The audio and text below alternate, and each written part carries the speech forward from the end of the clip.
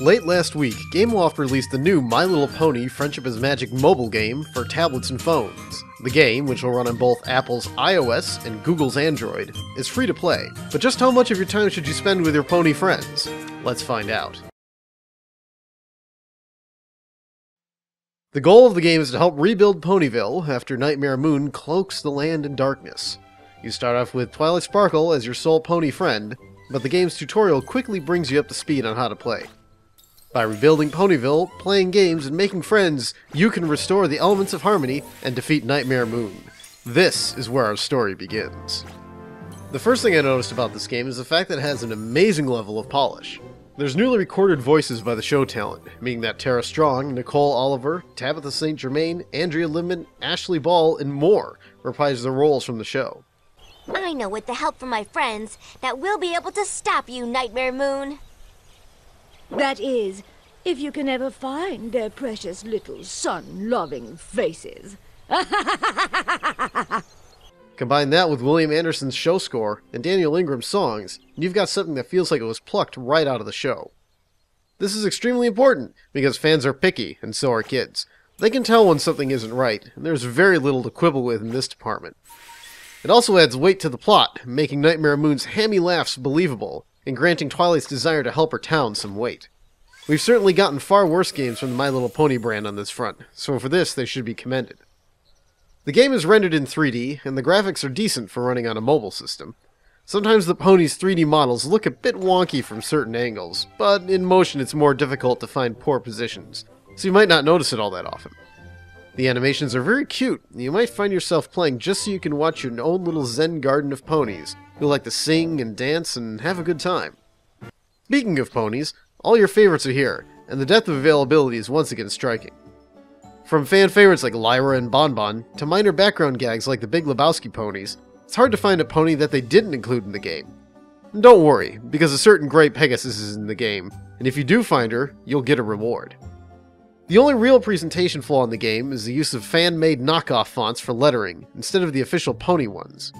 If that's the worst thing I can pick out about it, I can say that overall they did a very good job at capturing the spirit of the show in the presentation.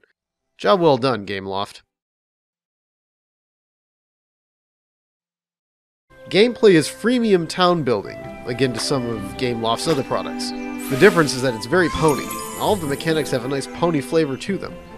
You build your own version of Ponyville, which requires resources like bits and gems that you earn by doing tasks in the game, or by buying bundles of bits or gems on your platform's app store.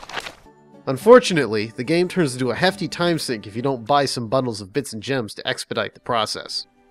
This might not bother you too much unless your favorite pony is one of the expensive ones in terms of levels. The game has several mini-games that help you earn levels and resources, and they're basic, but addictive. The ball bouncing game is especially adorable when you have a cutie mark crusader to bounce with. The flying game requires some good reflexes, and does offer some challenge. It reminds me of old bullet hell shoot-em-ups, except you're not doing any actual shooting. The mini-games are appropriate for fans of all ages, and they can be a pretty good time waster just by themselves if you have young fans of the show, and they don't particularly care for the city building process. A standalone game with these expanded a bit and combined with the hub's puzzle games would make a fun travel companion. That said, the main game is still the city builder, and where the free-to-play chains really drag it down. The existential problems of the free-to-play model are a bit beyond the scope of this review, but suffice to say that if you don't care for the free-to-play model, then you're probably not going to like this game. Like most free-to-play games, the mechanics are designed to get you to churn through resources and consumables at a fast rate. If you don't log in after a period of time, you'll have to clear your town of parasprites.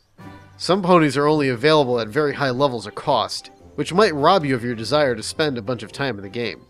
God help you if you want Princess Celestia, Shining Armor, or Cadence, who cost an absurd amount of gems.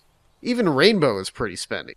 This is a shame, because I believe the game is really at its best when it's acting like that zen garden of ponies, and the high costs really bring it down. Because we're in a very social world, the game does provide ways of keeping in touch with friends, be it through Facebook or Gameloft's own friend mechanism.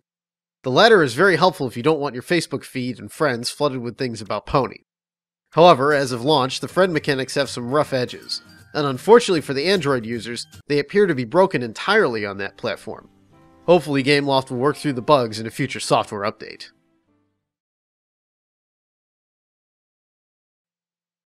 So should you spend some time in the game? I'd recommend checking it out, if only to appreciate the glitz the developers have put into the game. It has a lot of pony flavor that fans of all ages will enjoy. Unfortunately, you may tire of gameplay designed to make you spend a lot of money or time before you can see everything. Your love of grinds and collectibles will determine how much staying power the game has for you. You should be able to enjoy it for at least a little while, because it is pretty cute, and the town of ponies is pretty fun to watch by itself. The mini-games are also pretty fun and good for killing some time, especially if you have a kid to share a tablet with. I would say to at least give it a try and take a look at it. Make the judgment for yourself. Best day ever!